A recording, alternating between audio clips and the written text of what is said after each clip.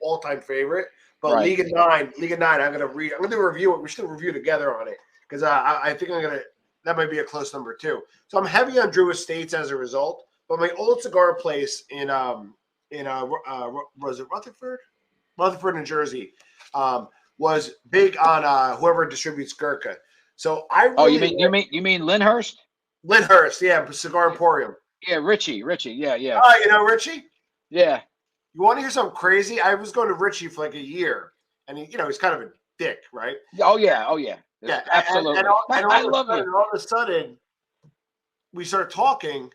He knew my sister and has been to my house when I was a kid. Oh, no kidding. I would fucking follow. Like, no, my sister from Rutgers, Newark, and to the point like was at my home when I was a kid. I probably tugged at his shorts, so then he was like a little nicer to me.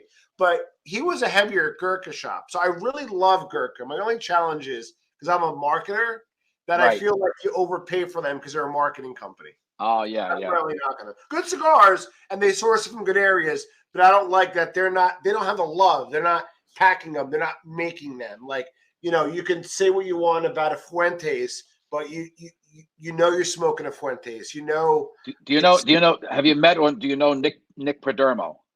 I've seen him online. Never met him. The guy is. You got to meet this guy. You got to interview him. He's a great interview. He's a fabulous guy.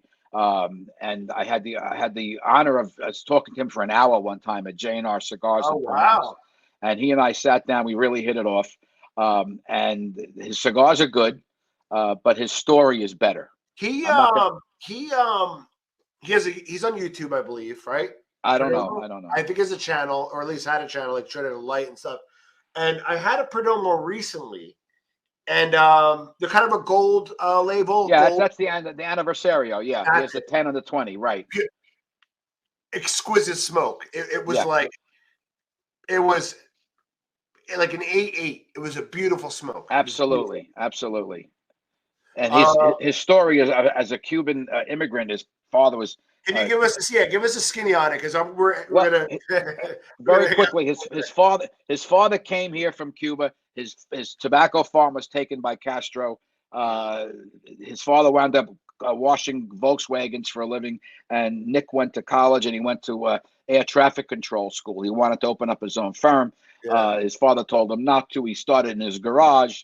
I'm giving you the Reader's Digest version. He started in his garage, and the year I met him was like 3 years ago. He sold 21 million cigars. Wow. So there's a marketer for you. There's a guy, and his story is terrific.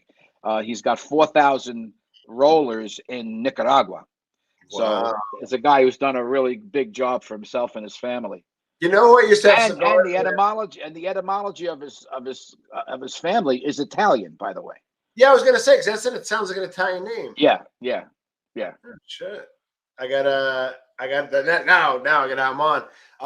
I smoke with quite a bit, and I developed a good rapport. Senator Menendez used to go to Richie's.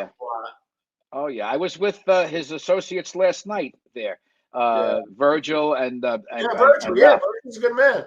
Oh, he's great. I love the guy. We were together last night, and he's Ralph Cuban as well, right? I think. What's that? Virgil's Cuban too, I think, right? Yeah, they're all Cuban. He worked for Menendez for many, many years. Bob, I've seen Bob at my country club a few times. He's a nice man, very nice man, and he loves cigars and other things. And he's a great guy. So, politically, I'm not talking. Before we get chastised, had cigars with the guy. My brother-in-law knows him well too, and that was kind of the intro. Yeah. So give us your next grandson cigar, a special anniversary cigar, a special occasion cigar. Like, you're not worried about price. It's just you're gonna get about an hour with an espresso or your drink of choice of bourbon, and you just. I have to say the Opus X, the real expensive Opus X. Yeah. Because Fuente does a fabulous job with everything he does, but the Opus X, the expensive ones, I think they're like $80 a piece. Yeah, that's the one. The starting one's $35.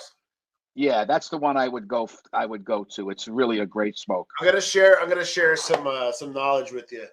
I had an Opus X once, actually, from my buddy who just texted me. I'm doing a talk for him, and it was his birthday party. This was like 20 years ago, and he has big money, so he rented like a whole suite. in Times Square, and he had a party. Yeah. And back then, you could smoke in the hotel rooms, God forbid, right? Right. He gave me an Opus X, knocked me on my ass. Absolutely. You know what? I'm gonna say something. I'm a pussy. I do. I do Connecticut Shade. Lighter, medium bodies, my most. Like a Monty 2 is right there. I can't do like an LFD. No. I can't do an Opus. You know, Opus you have to have had a meal before you smoke. Correct. And I'll do Maduro wrappers. You could have a Maduro, right, and it be light, and you could have a Connecticut and it be strong. But I just stay away from strong body. I just don't have. I get like light, I get like high from it. It's insane. Oh, it knocked you on your ass. Yeah, the first Cuban I ever had knocked me on my ass. Yeah, actually, the first Cuban I ever had, Leon Hess gave me. Oh wow! And I had a big. I sold a big deal, and we had the people up for lunch with Leon in Manhattan, and he gave me a Cuban cigar. Stupidly, I was young. I got in my car and smoked it in my car on the way home. You know, I was this is my career. I'm such a smart guy. Yeah. I got out of the Lincoln Tunnel. I didn't know where I was. I was out of my mind, drunk from the cigar. Yeah. Did you ever have a Monte Cristo A that's like the 2.5 hour smoke, the long one? Yes. That's one of my favorites. That's if you have a minute and you want to spend $50